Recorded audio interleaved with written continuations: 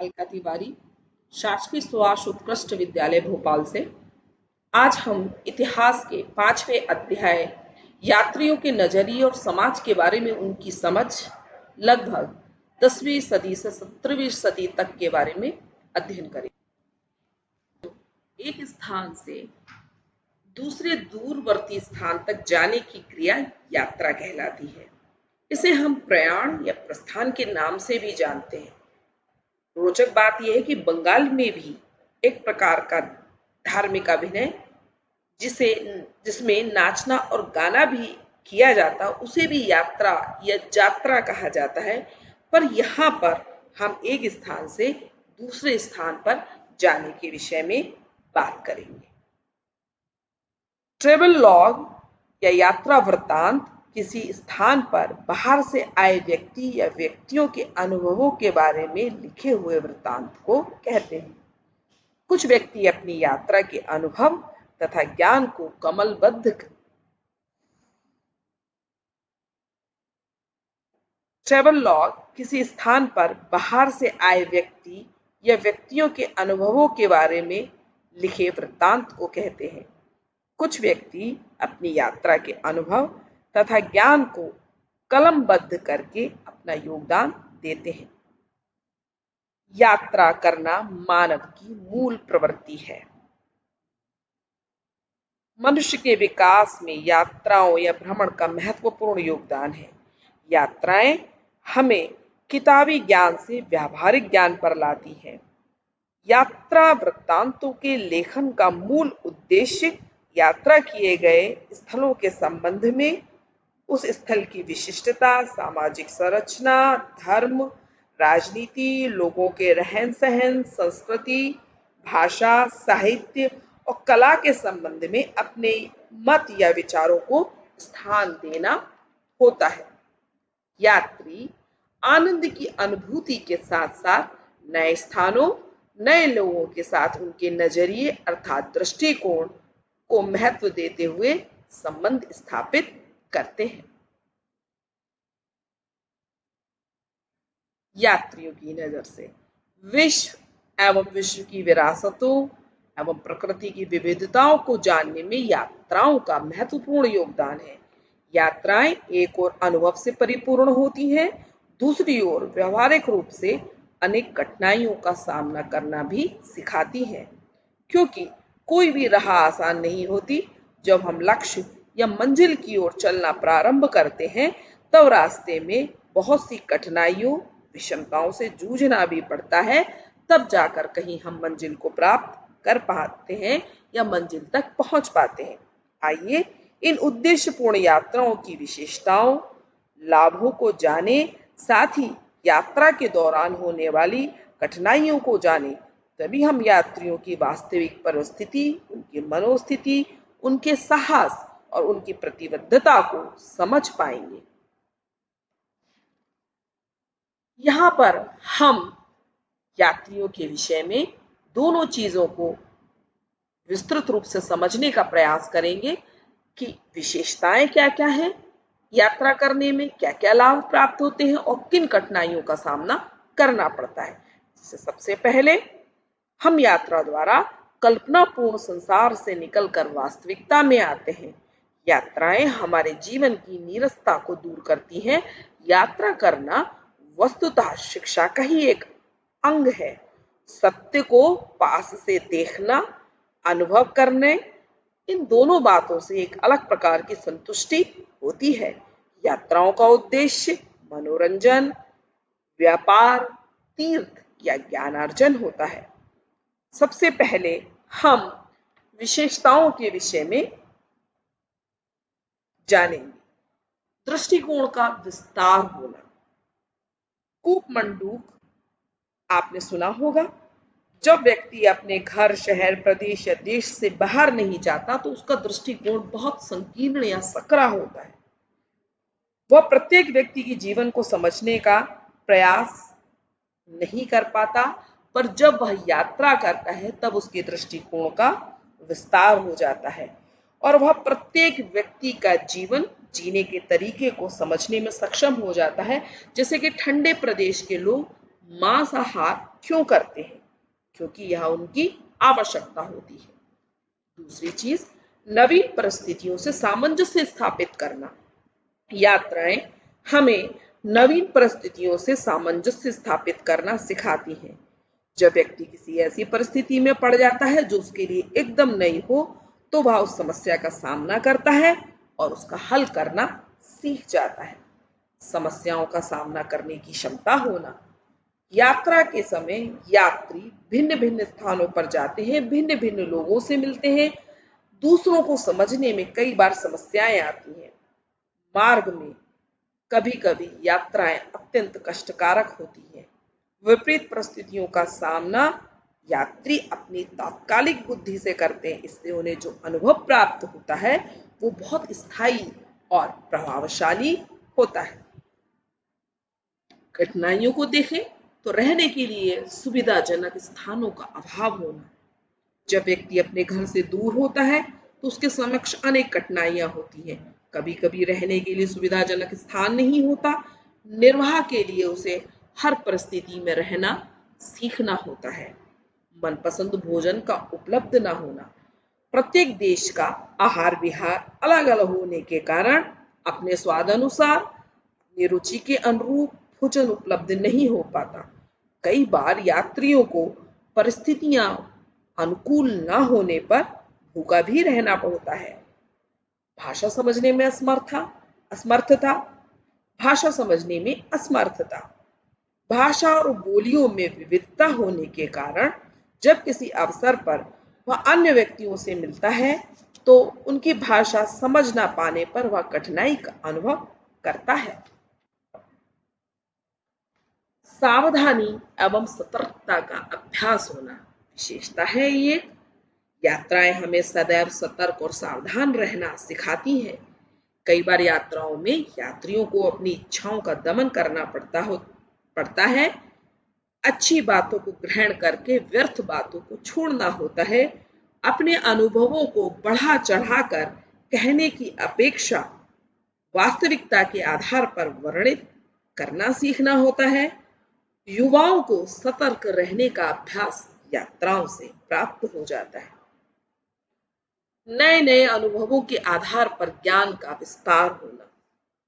यात्रा हमें नए लोगों से मिलने, उनके जीवन जीने के ढंग को जानने में मदद करती है। अलग अलग भाषाएं, अलग वस्त्र, नए मित्र, हमें ऐसा लगने लगता है कि हम मानवता नामक परिवार का एक हिस्सा है। जो जानकारी हमें यात्राओं से मिलती है वह कभी ना भूलने वाली होती है। यात्राएं शिक्षाप्रद होती हैं। कुछ अनुभव यात्राओं में हमें ऐसे प्राप्त हो जाते हैं जो हमें एक सबक या शिक्षा देकर जाते हैं। जो शिक्षा हमें किताबी ज्ञान से प्राप्त नहीं होती वह यात्राओं के व्यवहारिक ज्ञान से प्राप्त हो जाती है। कठिनाइयों को देखें। आर्थिक परेशानियां। कभी कभी सारे रुपए खर्च हो जाने पर यात्रियों को बहुत कठिनाई का सामना करना होता है। उस समय उनका व्यवहारिक ज्ञान उनके काम आता है।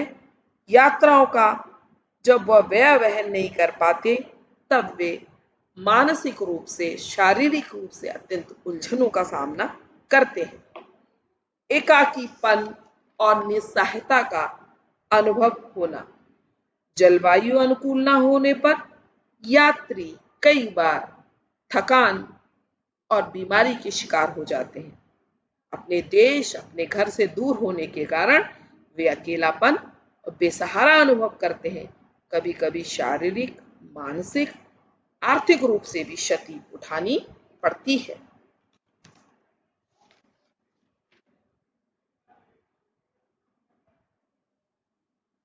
आइए हम उपमहाद्वीप में आए यात्रियों द्वारा दिए गए विवरणों के आधार पर अध्ययन करें एवं उनके नजरिए और दृष्टिकोणों के अनुसार अपने ही देश की लोकप्रिय प्रथाओं, परंपराओं, विरासत को समझते हैं। इसके लिए हम अपने पाठ्यक्रमानुसार प्रमुखतः 3 यात्रियों के वृत्तांतों पर ध्यान देंगे और अध्ययन करेंगे। आप सबके लिए भी यह जानना बेहद दिलचस्प होगा कि यह यात्री हमारे देश के बारे में क्या दृष्टिकोण रखते हैं, कितने प्रभावित होते हैं या फिर क्या कमियां देखते हैं। अपने अपने देशों की तुलना वे हमारे देश के साथ किस प्रकार करते हैं। आइए सबसे पहले हम अल बरूनी के विषय में जानते हैं कि वे कौन थे, उनका जन्म कहाँ हुआ और वे हिंदुस्तान कब आए। अल बरूनी का जन्म आधुनिक उज्बेकिस्तान में स्थित ख्वारिज्म में सन 1973 में हुआ। बच्चों, ख्वारिज्म मध्य एशिया में एक नखलिस्तान या ओएसिस क्षेत्र है। नखलिस्तान का मतलब होता है मरुस्थल के बीच में थोड़ी हरी भरी जगह या भूमि। ऐतिहासिक दृष्टि से मुस्लिम काल तक भारत के साथ इसका बहुत संबंध रहा है। अल बरूनी का पूरा नाम अबू रहमान मोहम्मद बिन अहमद अल बिरूनी था। वह एक फारसी विद्वान, लेखक, धर्मज्ञ, वैज्ञानिक तथा विचारक था। उसे अपनी भाषा के अलावा 3 और भाषाओं का ज्ञान था, सीरियाई, यूनानी तथा संस्कृत। वह हिब्रू भाषा भी जानता था। अल बिरूनी महान भाषाविद था। उसने कई कृतियां जैसे पतंजलि के व्याकरण का अरबी में अनुवाद किया। उसने अपने ब्राह्मण मित्रों के लिए यूक्लिड गणितज्ञ थे, उनके कार्यों का संस्कृत में अनुवाद भी किया। अल बरूनी के माता पिता ईरानी मूल के थे।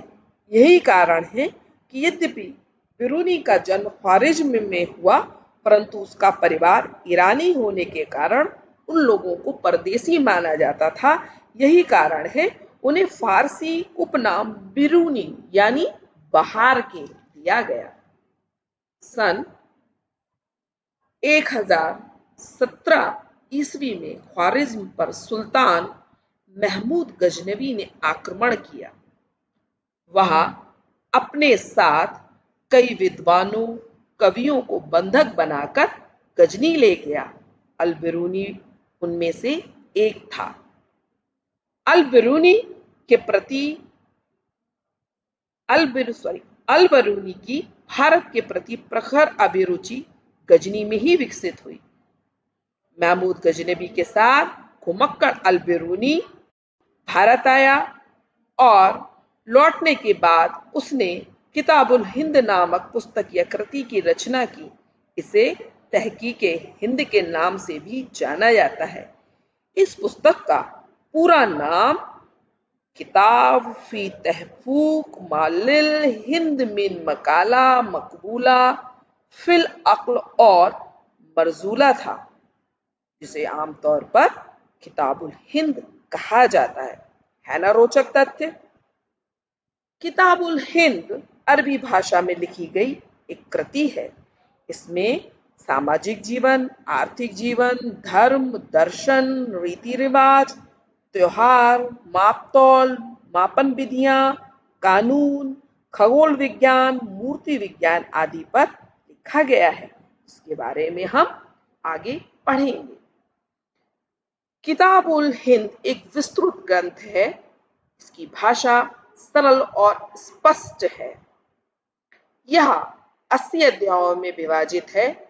इसके प्रत्येक अध्याय में एक विशिष्ट शैली का प्रयोग किया गया है। इसके प्रारंभ में एक प्रश्न होता था जो कि सांस्कृतिक परंपराओं पर आधारित होता था। फिर उस प्रश्न पर वर्णन किया जाता था। अध्याय के अंत में अन्य संस्कृतियों के साथ किताबुल हिंद एक विस्तृत ग्रंथ है जिसकी भाषा सरल और स्पष्ट है। यह 80 अध्यायों में विभाजित है। इसके प्रत्येक अध्याय में एक विशिष्ट शैली का प्रयोग किया गया है। इस शैली में अध्याय का प्रारंभ एक प्रश्न से होता है। फिर उस प्रश्न पर सांस्कृतिक परंपराओं पर आधारित वर्णन किया जाता है। अध्याय के अंत में अन्य संस्कृतियों के साथ व्यापक रूप से उसकी तुलना की जाती है, जैसे कि फारस के साथ, और यह अध्याय एक ज्यामितीय आकृति को धारण कर लेता है। किताबुल हिंद का विवरण बहुत महत्वपूर्ण है। यह ग्रंथ अपनी स्पष्टता और पूर्वानुमेयता के लिए प्रसिद्ध है। अल बिरूनी संस्कृत पाली तथा प्राकृत ग्रंथों के अरबी भाषा में अनुवाद और रूपांतरणों से परिचित था।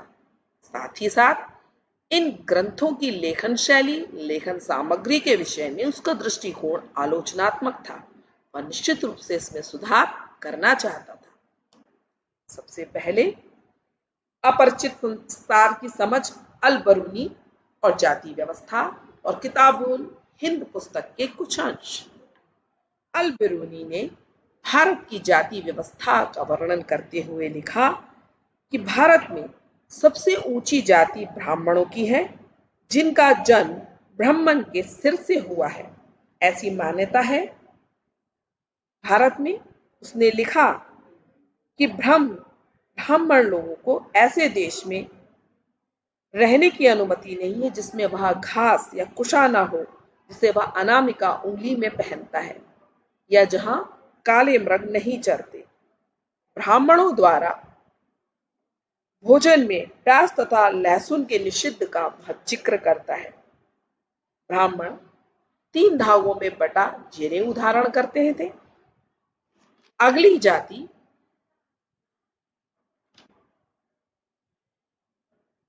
क्षत्रियों की है, जिनका सृजन ब्राह्मण के कंधों और हाथों से हुआ है। यह क्षत्रिय प्रजा पर शासन करते हैं।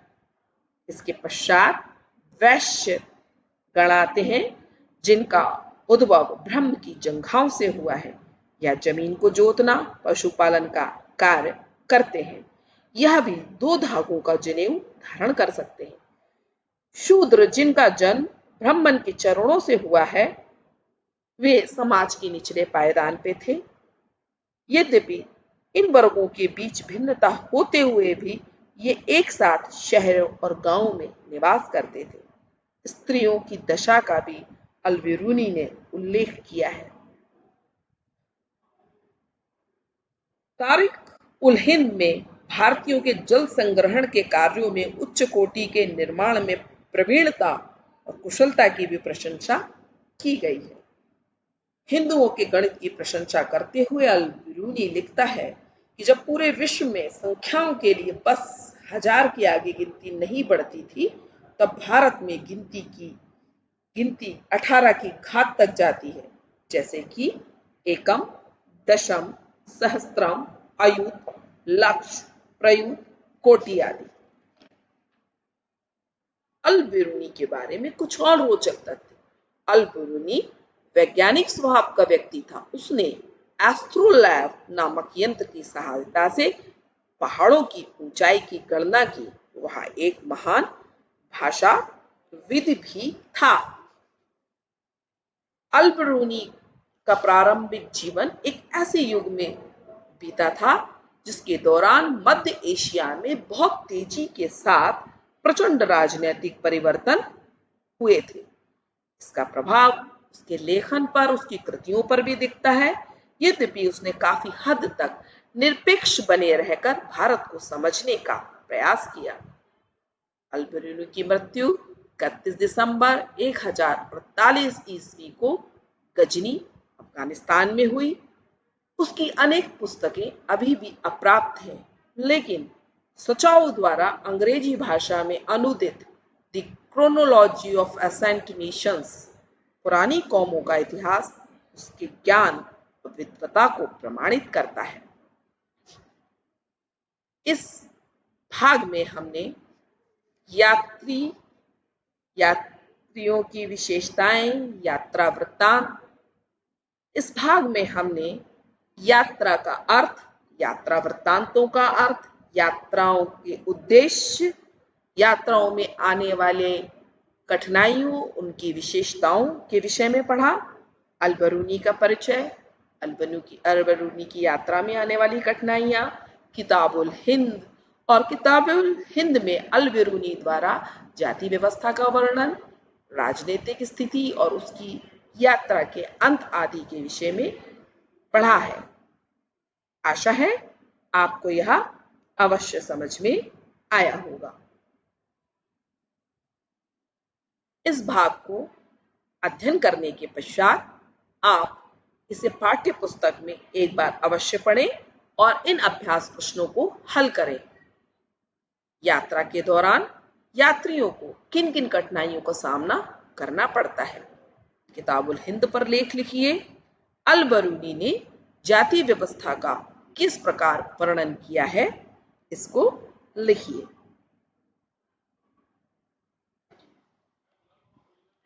छात्रों, आज के अध्याय में हमने यात्राओं का अर्थ, यात्राओं के उद्देश्य, यात्रा में आने वाली कठिनाइयों, यात्रा से होने वाले लाभ और 3 प्रमुख यात्रियों के वृत्तांतों में से प्रथम यात्री अल बेरूनी के विषय में पूरी विस्तृत रूप से पढ़ा है।